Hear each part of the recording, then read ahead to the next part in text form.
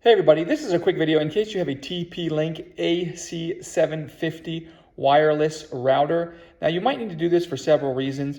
If you're having any issues where it won't connect to the internet or it won't connect to your devices or any other connectivity issues, or also if it's not responding, if it won't turn on, a lot of just basic troubleshooting issues can be fixed.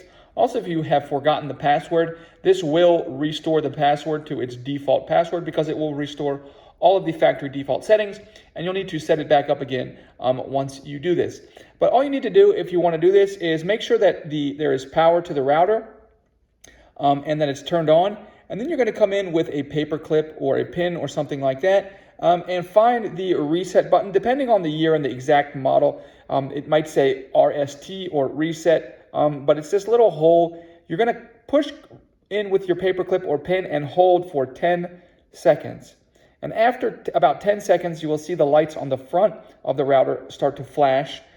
Continue to hold for a little bit longer, and then you can release and allow it to complete its reset cycle, at which point you can set up your router like it was when it came out of the box.